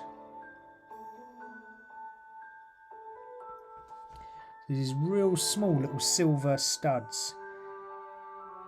And the best tactic that I've come up for painting these is get a blob onto the end of your paintbrush. Enough that it can drop off of the brush itself. And then dob it on or just run the paintbrush over it. Just so that it picks up enough like that. There you go. Can you see that? Oh, just slightly out of camera, sorry.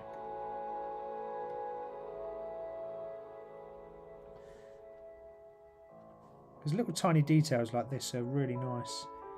I mean, excuse me because I haven't shaved away the mould line here, but, you know.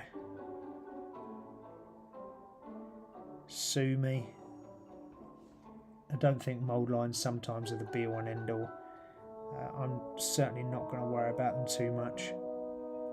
It's a model to play for fun, you know. It's not a centrepiece of a art attraction.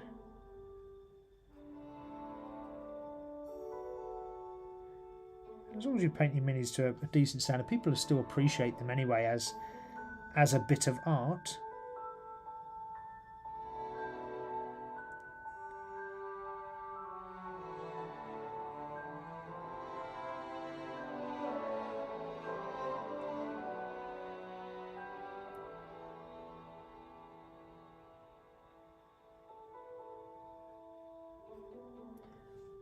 There you go. Can you see the little silver studs now? It's just like it just sets it off, doesn't it? I think.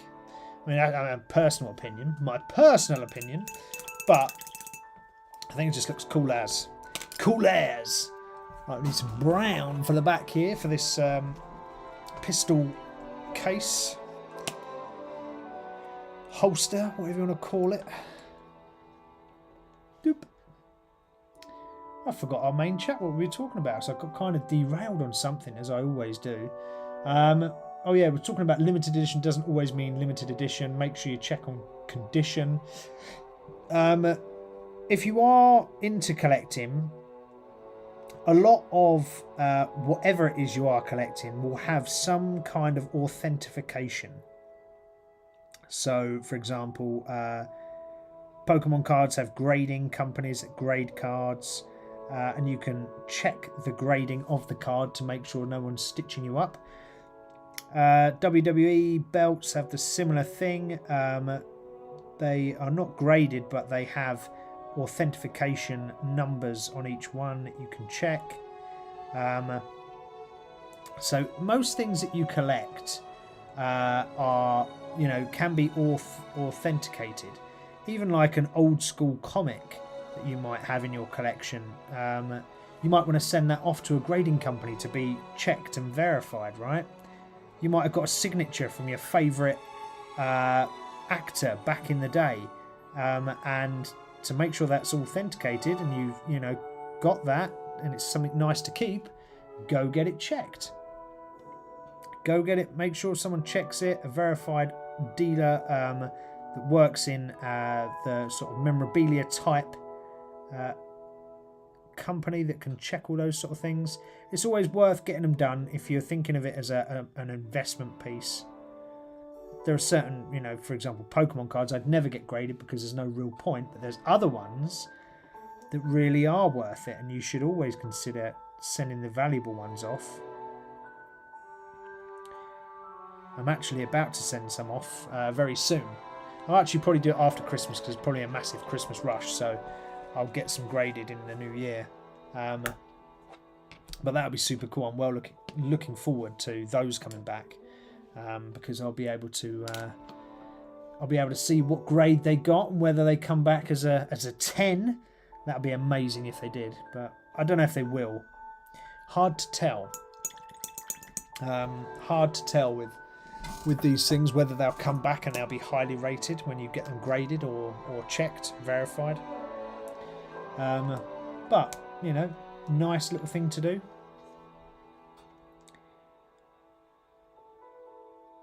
often once you get them graded, they would be of a higher value than just a item that's not graded at all. So for the cards case, for example, worth way more graded than they are standard. So definitely worth having a little check to see if it's worth doing. Some items, could triple or double or whatever in value. So get them checked is what I'm saying, and make sure that they're authenticated. Which sort of brings me on to my next point, is avoiding fakes. There's so many fakes of so many things, whether it's wrestling belts, Pokemon cards, Warhammer miniatures, whatever.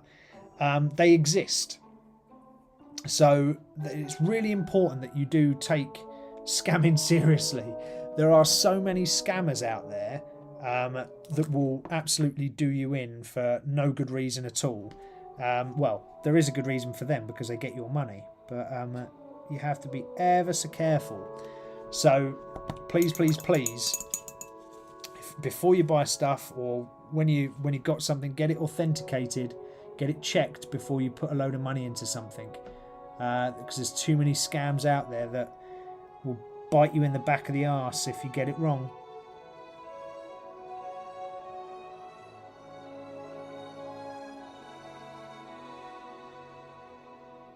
There we go. Looking all right so far.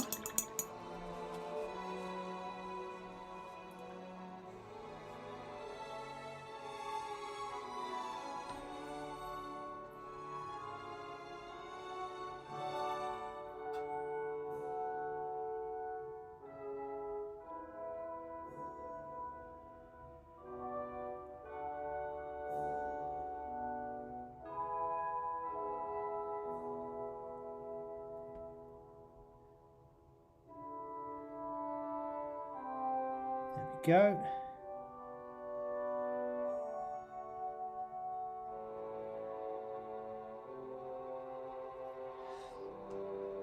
Nice little heart symbol on the back there. That's quite cool.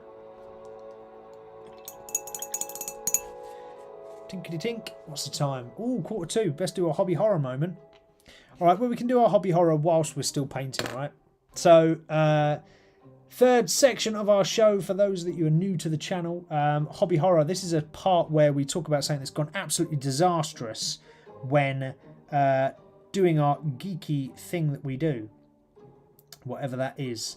And generally it's painting related, right? Because that's what we do on the channel. We paint miniatures. So my hobby horror, and it's actually related to the last bit that we was talking about in the main conversation. So fakes, and making sure you authenticate your items to make sure you've got something decent, right? Not that I bought a fake or anything like that. However, buying on second-hand stores online is real. I've found over the past couple of years it has got worse and worse and worse. And what I mean by this is people are out for your money. They do not care whether you get what you want or not. They are out for your money, and they will rob you blind if you give them a chance. So what I've found quite often recently, and I got caught out a few weeks back, is you don't always quite get what you think you're getting. And quite often you're sort of searching for the bargain, and you might take a gamble on something. I took a gamble on buying some Warhammer models, and they weren't quite what I thought when they arrived. A, they were broken. B, there was bits missing, and they'd been really selective with the photographs, right, of the items themselves when I looked back on the listing. But these second-hand sites are real difficult. And it got me sort of thinking about it. There are so many out there that are just trying to grab your money. There was a massive case as well, because I sort of had this happen to me on I think it's Vinted I was using, or maybe eBay. So you can get your money back, which is good, but it's all a pain in the bum, and you've then got to prove it and argue it and all the rest of it. But there's even sites now, I think it's called Want Not or something like that, the site, and they do like second-hand selling of items quite often. They also do some brand new things and competitions, but there's been a load of Pokemon sellers on there caught for rigging packs. So looking like they're opening a brand new pack and then rigging it. Absolutely mental, so you don't get what you think you're going to get. How's saying in chat, he sent it on Discord, the song. Cool, I will have a listen today. I will have a listen and see what happens, dude. Don't you worry. We're almost getting to the end of this sister, actually. She's sort of coming along nicely. She looks half decent, right? Yeah, I think so too. She's got to have the stand... Oh, I've got a very small paintbrush here, actually. I should have probably changed my brush, but never mind. We've loaded it up with paint now, so we might as well put it on here. So yeah, so be very careful with where you're buying things nowadays, is my point on here. Okay, so I was just buying through Vinted, and my hobby horror was where the items turned up and they were broken, right? But this is happening quite a lot on a lot of different places. Even I've seen now Amazon, right? Amazon, the giant reseller that they are, now you go and buy something on there and you think you know what you're getting, and it arrives and it's nothing like it looked in the advert. And this is Amazon, because there are so many resellers of things and the rules are so lax around them. It's really, really bad. Like really bad. Amazon, ultimately, they don't care because they're getting your money in the cut from the fee anyway from the seller. So they don't give a rat's ass whether you get what you want, really. Neither does eBay, neither does Vinted or any of these sites. So just be careful is my point. That was my hobby horror moment for the week. Buying an item off of Vinted, Warhammer item, and it arrived broken. Gutted, and not quite what I thought it was either. So naughty, naughty resellers.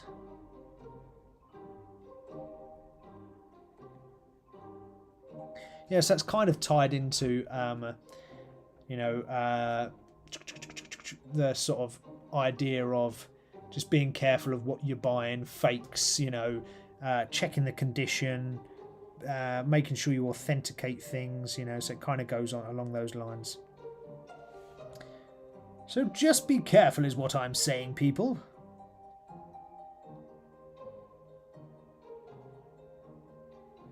And yes, for those that are screaming at me right now, I know I'm going over the face. It's not in, well, it's kind of intentional, just so I get all the edges of the hair. Because sometimes the hair around the face can be a bit of a pain in the bum.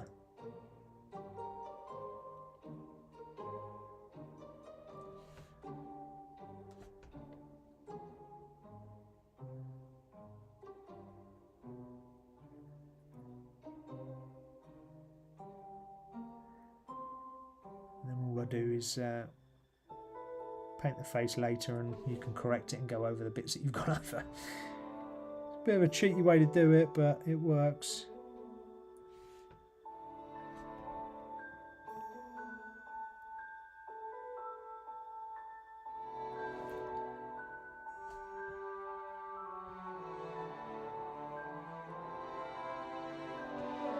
I shouldn't really use such a small brush. It's just a teeny tiny brush. We might be able to squeeze in painting the face whilst we're here. Get a bit of colour on her face.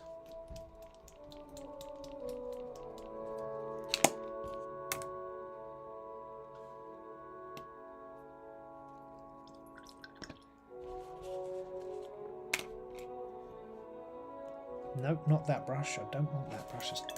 Do I? It's quite a small one, but it might be the best one I got.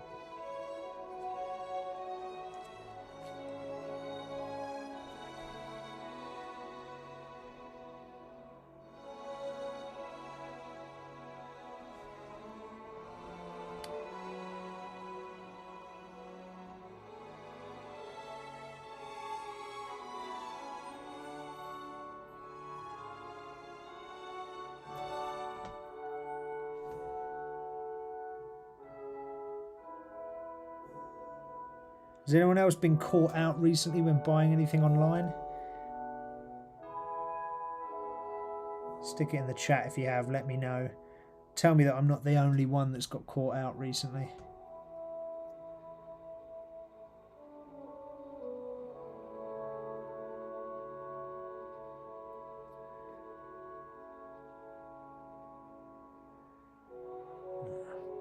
There we go. Well, bit too thin on the paint there, a bit too runny, so we'll have to come back in a minute and do that. I went a bit too runny on paint. It's looking alright so far.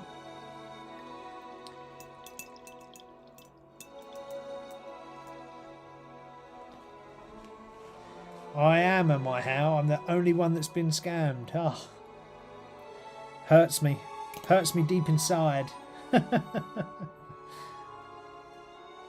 It's okay. I shall survive, said Gloria Gaynor.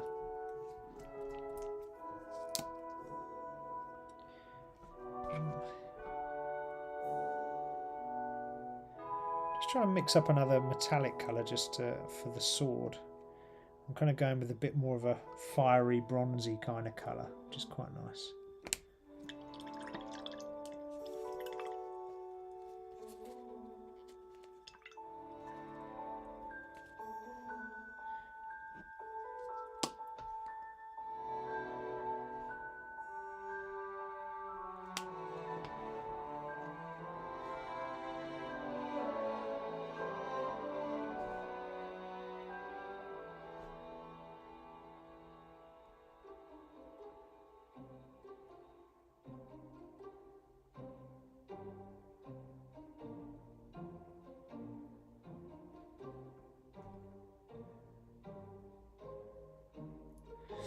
Alright.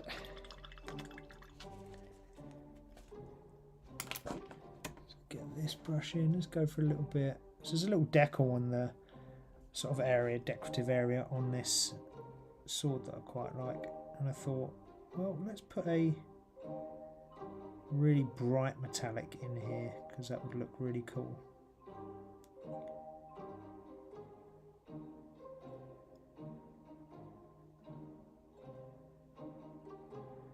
And it does. So I think that looks quite smart. Hopefully you agree with me. What else should you never do? So when we're talking about collecting stuff, today we've been talking about do's and don'ts of collecting. And we're currently on the don'ts. Just wrapping up before the end of the show. And what else should you not do? Do a little bit of research on whatever it is that you want to collect. Because say, for example, it's Pokemon cards. As an example, some things never appreciate. So some things that you might think are really cool and you might want to collect them, which is absolutely fine. But if you're collecting it for a monetary purpose, some things never do appreciate and never will. So just be ever so careful on what it is that you're collecting. Just because you don't want to be buying into something that's just, you know, a ton of crap and you'll never make any money on it. If that is your intention. If your intention is just to buy it to own it, then buy it to own it. Like I bought a original Nintendo from the 80s the other day. Well, a few months back actually. I don't have any intention on selling it. I'm keeping it because it was the first ever console that I owned. So I'm keeping that. I have no intention of selling it, so it doesn't matter if it goes up or down in value. The chances are actually that will go up in value because it's a very good condition one. But that's just my point. There are some certain times where you might want the value to go up, but there are other times where you won't care whether the value goes up or not. And that Nintendo, as an example, is one where I don't care because I bought that for a sentimental purpose rather than a investment type purpose. So it sort of comes back to, you know, knowing why you're buying things, right? And setting that straight in your mind. Because, you know, you even might try to buy something because you think it's, oh, I had one when I was a kid, but actually it's not going to make you no money. And if you are in the collecting business just to collect to sell, then you need to be making money. So, you know, it doesn't make any sense to buy anything on a sentimental value at all.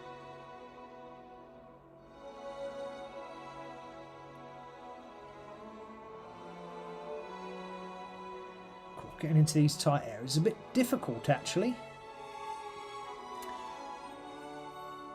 It's another one where you try and get into these really small nooks and crannies. You make a couple of mistakes and overshoot the edges or whatever, and you're just gonna have to accept that you've got to go back and fix it and tidy up the mistakes that you made, which again is fine. It's not a problem. You gotta do these things.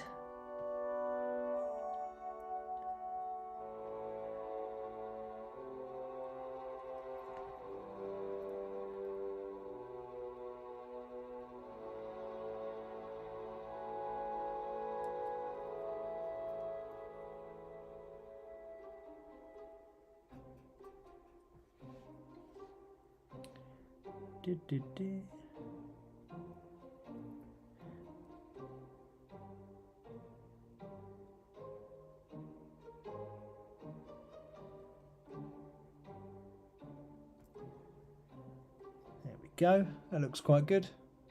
It's got some depth where we've left the black at the bottom there. It looks nice, right? Hal's saying he can't lie. Thanks, Hal. Cheers, buddy. I thought we were best friends. I'm only joking. I'm just winding you up, mate. So she's not looking bad, right? For one session. There's one paint session. Just with you guys whilst I talk crap. And look, it's pretty good, right? It's not perfect, but it ain't bad. She's not even finished yet either, so, you know, she looks pretty cool. Right. Let's put that down, because we've got 3 minutes left, and I best do me wrapping up. Let's take off the geek glasses, because we don't need those no more. Let's wash our brush, and let's change across to the front view. Huzzah! We are here! Whoa! Well, woo, as Ric Flair would say. That was a session and a half. Good painting sesh, guys. Well done. Oh, you can see the bottom of my camera there. There you go. Let's move that out of the way. Oh, I can't move it out of the way. Or can I? Yeah. I hope you're good. I'm just chatting to myself now. I'm going mad. What's the chat saying? Do you want to hear what is... don't want to hear more. It is the dumb meme, you know. Oh, the 6-7. Oh, I have no clue what 6-7 is, dude. So I have no idea what 6-7 is. I really don't. So apologies there. But anyway, I'm going to say to you all, thank you very much for watching. I appreciate every single one of you to joining in the chat. It's always good to have you. Oh, I'm just dropping a brush before I knock that off.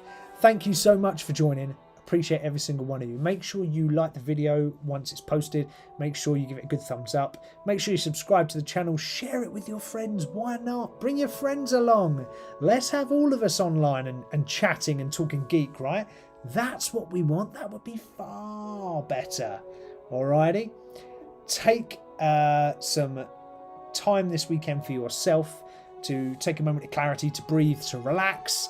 Get out there, get to the gym, or at least do some walk or go for a little jog or a run or whatever it is you like to do for fitness.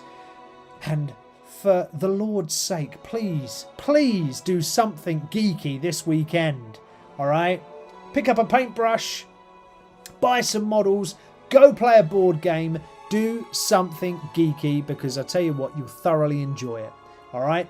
Anyway, apart from that, love to you all. Stay safe, and I will see every single one of you next week. Thank you very much. Bye-bye.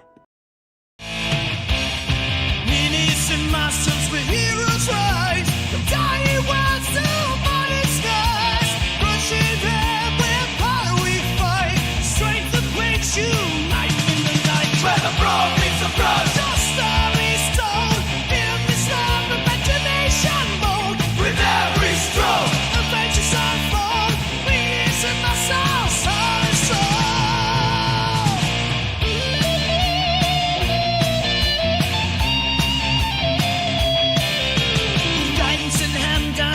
To explore, roll the future, hear the dice roar, gaming realms of muscles drawn, together in this place where we belong.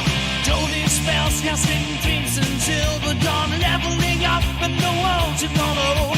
With painted heroes shining bright, venturing on.